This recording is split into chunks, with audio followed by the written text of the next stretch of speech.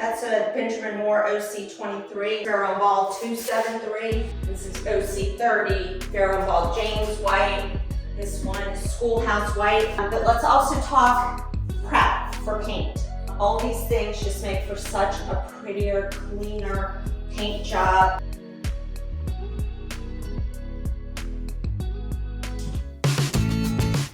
Okay, y'all, so I'm over at my house. Again, I know this has been so slow going, but that's how it is sometimes.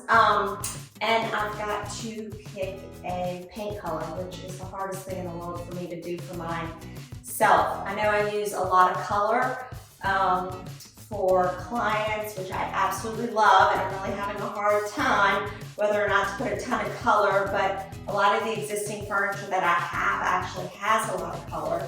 And I kind of like to use my house as kind of a laboratory where I can throw up different things and look at different samples and do fun things with curtains, looking at fabrics and all that other stuff that I do. So I do at my own home, create more of a neutral palette, although I don't think that's always the best decision. I know that sounds weird, but that's how I think of it. And I'm also going to do a little bit with beadboard and doing the whitewash, which is all up on the ceiling. And so that's going to bring in kind of this warmth and a color in and of itself. But let's also talk prep for paint, because this is so important and a lot of people don't understand it. When I do my plans, I specify what's called a level 5 finish. And a level 5 finish is a super smooth, that little orange peel you get on the walls, and it makes such a difference. It makes the walls feel like almost this really beautiful smooth plaster, as opposed to an orange finish.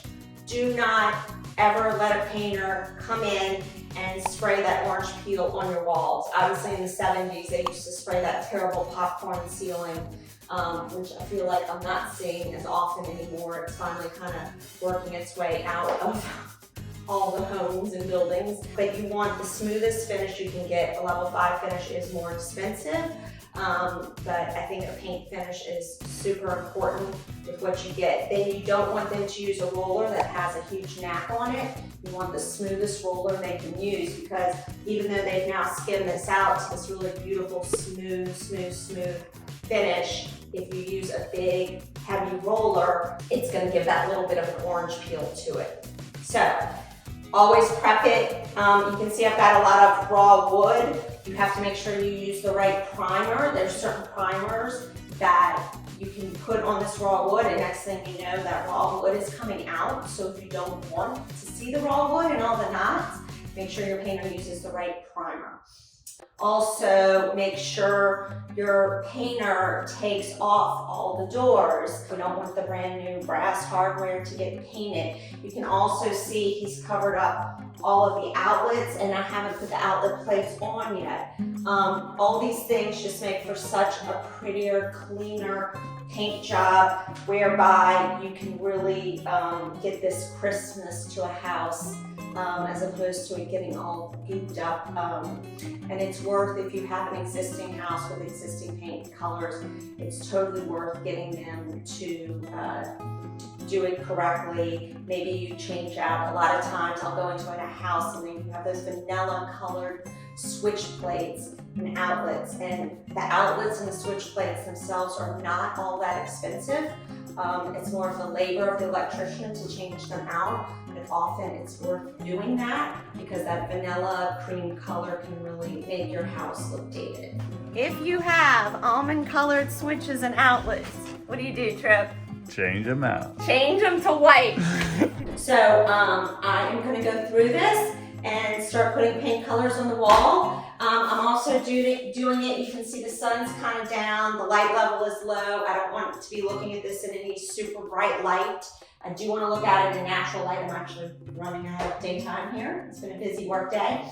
And so I want to look at it in this sort of light where I don't have the direct glare on it. So here we go. I have a ton of off-white. Some I've taken from clients. I know which ones I think I like, but it always looks different in the space, so I'm gonna take my own advice and look at it in my own space. Okay.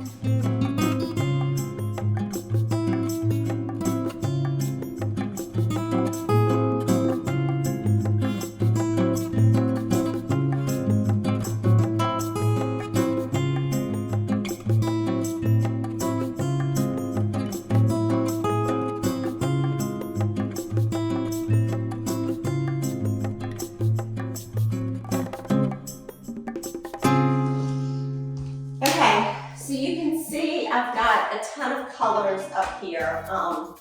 This is what's so interesting about this. It really does matter that you're seeing this, which is so white.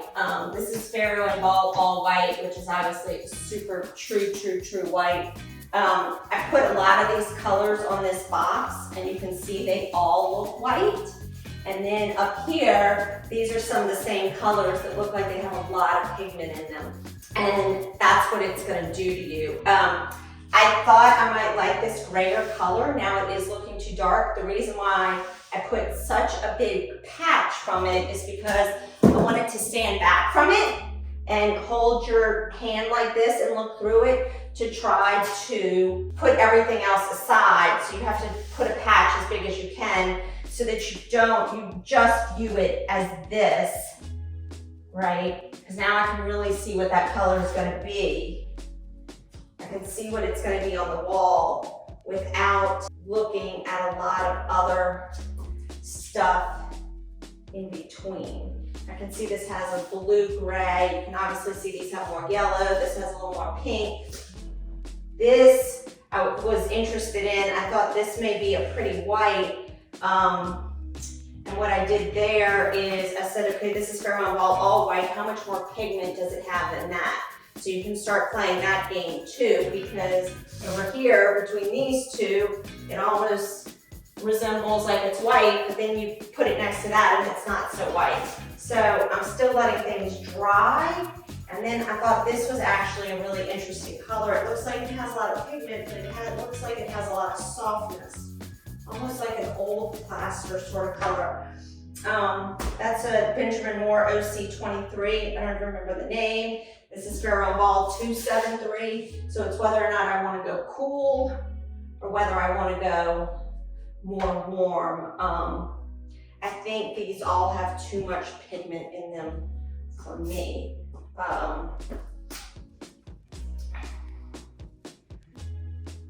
This is OC30. This is called Pharaoh and Ball James White. This one is Schoolhouse White. We use this downstairs in the condo in the bar, and it reads white. So again, you gotta be super careful with how you do this. And of course, I'm losing a little bit of my light here, which isn't good. I may have to come back in the morning. I waited too long, I think. This looks like it's turning out to be a pretty color. I just need to decide if I want that much pigment or not.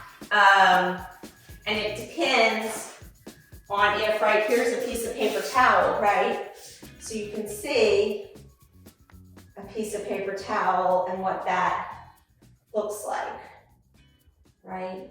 This has a big blue kind of hue to it. This is much more pinky brown.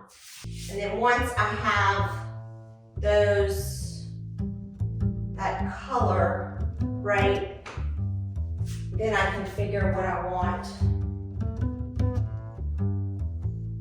to do. Okay, sorry. So once I pick out this color, then I'm gonna take that color and whitewash this board and see what happens when I whitewash this board. And I'm gonna give the painter a sample so he knows exactly what to do with that. Okay, so probably on until tomorrow, we'll figure out what color to pick.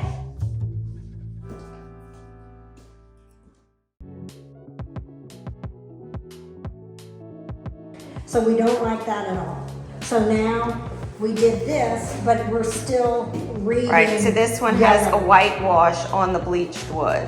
It's 3 coats on the floor. Okay. This is considered 1 coat Okay. on the floor, then a sealer is the 2nd coat, then whatever finish y'all would like is the 3rd coat.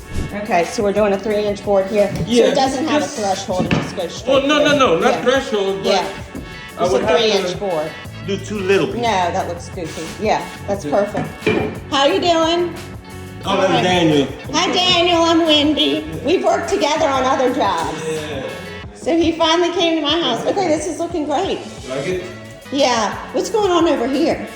Oh, that's the filler. Oh, Yeah. okay. The pads and stuff. Okay, now my painter was like, if they get dust all over here, I'm not in charge of it, so the Okay, trim work's done. Well, since she wants to complain on us, we have a complaint. The Yeah. tape on the floor, whether it's finished or unfinished, Yeah, it should make all the tape is underneath. So whether it's finished or unfinished, Yeah. no tape on the floor whatsoever. okay. So this ain't coming up? You have to sand it Well, off? the thing is, it's been there so long that now the residue is there, and it's making it hard to come up. I'm sorry. Not that it's a problem, because we're gonna Okay. get it, but you know, Okay. if they wanna complain, we gotta Yeah, complain. You know? all right, I know, this is what happens, everyone starts pointing fingers. You know? Okay, well this is all looking great. So we got all sanded in here. Yeah. And obviously we still gotta put the quarter round Yeah. down. We're putting it. No, we're doing, Okay. my trim carpenter's doing it. Yeah, this looks great. It looks so much better with that orange Yeah. out of here. So that was a stain, right? That orange? No, actually, that's Is it just oil. ambered? It just, it's been there so long that it gets that color. God, that's crazy. Yeah. All right, Once upon a so time, it was like that. Once upon a time.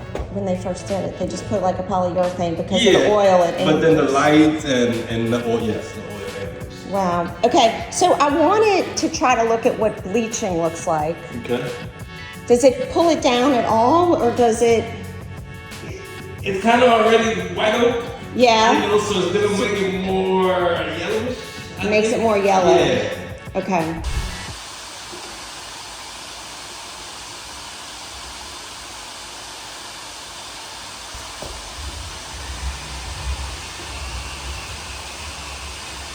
This clear does change it a little bit, huh? Yeah, because it, more of The grain. the lighter. It turns it lighter. Like it takes all Yeah, the- interesting. Well, because heavy- now I'm seeing the pinkier grain once you put the clear Right. on. It got pinkier.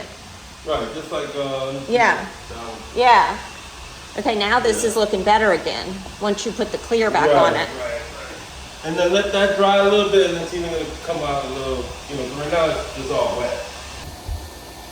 All right, so here I am again picking stain colors, this time for my house.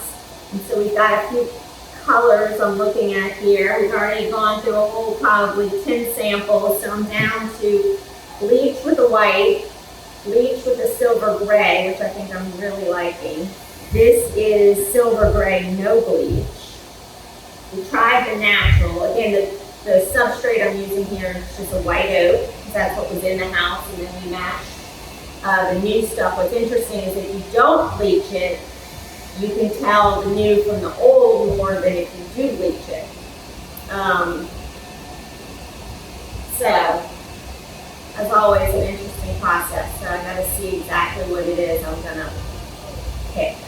I'm trying to look at it with the paint color. This is 2001 and the walls are 241, so that's Farrell Ball color, strong white with skinny stone.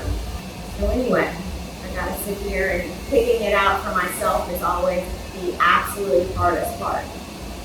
So, gotta figure this out. If you want to work with us, visit our website at byatelierdesign.com. Thanks for watching, y'all.